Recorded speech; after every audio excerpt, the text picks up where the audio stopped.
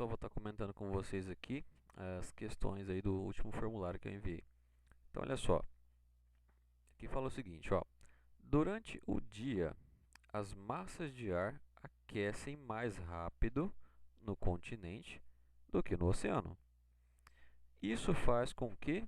O que acontece então durante o dia quando essas massas de ar elas aquecem mais rápido no continente do que no oceano?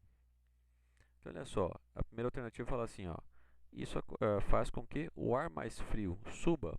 Então já está errado aqui porque a tendência do ar frio é descer, né? Então não seria que o ar frio sobe. O vento vai do oceano para o continente. Isso, né, porque durante o dia o ar quente sobe, então isso força o ar frio que está no oceano a descer e isso empurra as massas de ar em direção ao continente. Então o vento vai do oceano para o continente. Resposta correta, então a segunda opção. Comentando aqui só a terceira, né? O ar mais quente vai para baixo? Não, a tendência do ar quente é subir, né, e não ir para baixo.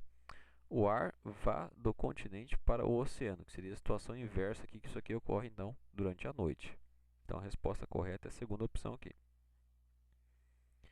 Número 2. O processo de convecção ocorre por conta, vamos lá, da alteração da quantidade de matéria do fluido.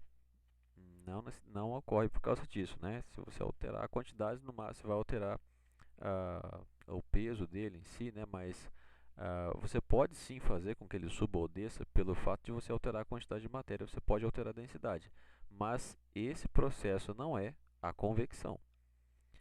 Então, o correto aqui é a alteração da densidade devido à mudança de temperatura. Quando você muda a temperatura, você altera a densidade, fica por conta até da expansão do volume ou da contração do volume do fluido, altera a densidade dele.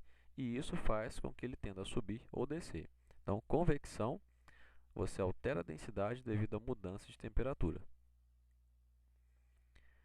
Número 3.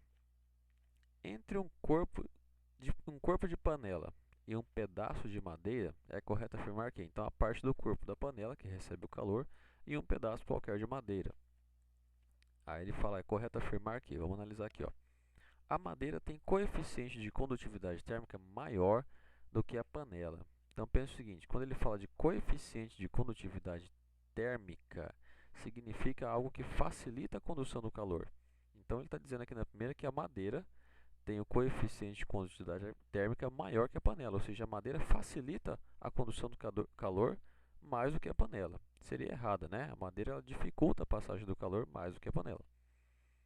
A segunda alternativa, a madeira facilita a condução do calor? Também não. A terceira, a panela tem coeficiente de condutividade térmica maior do que a madeira. Sim, né? Ou seja, ela facilita a condução do calor para o alimento mais do que se fosse feito, por exemplo, de madeira. Número 4. O ar-condicionado não produz o ar frio. Ele apenas retira o calor do ar que está dentro do próprio ambiente. Neste processo, aí vamos às alternativas. O que acontece nesse processo? O motor do compressor esquenta necessitando de um sistema de resfriamento à base de água.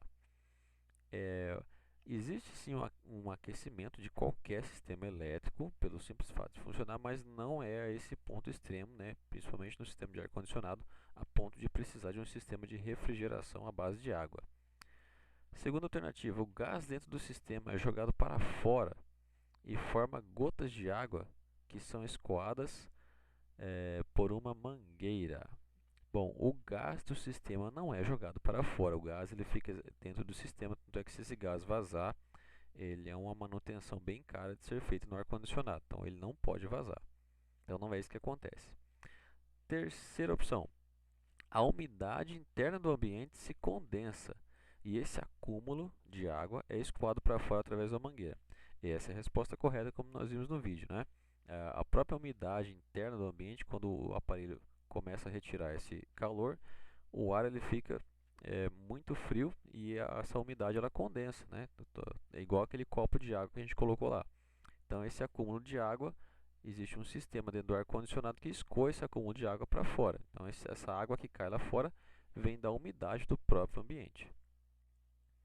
Então, obviamente, também a última alternativa aqui, o ar fica mais úmido.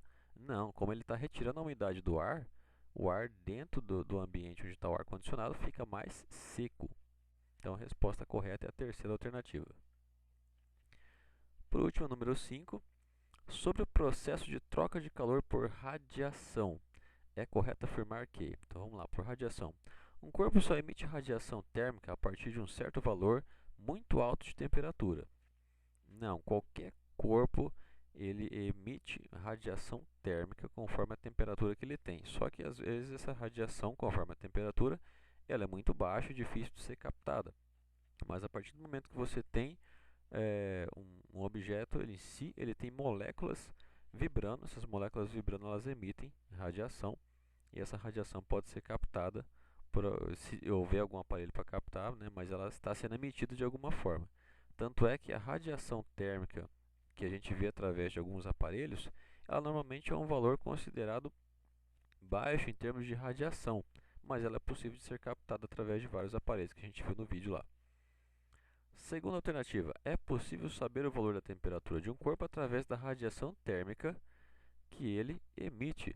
Sim, né, através até dos termômetros, nós vimos lá alguns equipamentos que podem captar essa radiação e com base na frequência dessa radiação, eles conseguem determinar o valor da temperatura. A terceira alternativa fala o seguinte, todas as radiações térmicas são de alta energia. Nós vimos lá que existem as radiações de baixa e alta energia, né? Então, radiação térmica, elas podem ser de alta energia, mas também podem ser de baixa energia. O nosso corpo, por exemplo, ele emite radiação térmica, mas é uma radiação térmica de baixa energia. Todas as radiações térmicas podem ser vistas a olho nu? Bom, nós vimos que a radiação ela é uma forma de luz, e conforme a frequência você pode sim enxergar ou não. Mas, como se mostra aqui, né, ele fala, né, coloca a situação extrema. Todas as radiações térmicas podem ser vistas a olho nu? Não, porque o nosso olho ele não consegue captar todas as frequências de radiação, né? Então ele só consegue captar aquilo que está dentro da faixa do visível. Então, alguma maior parte das radiações térmicas o nosso olho não consegue captar, a gente precisa de aparelhos especiais para conseguir detectar.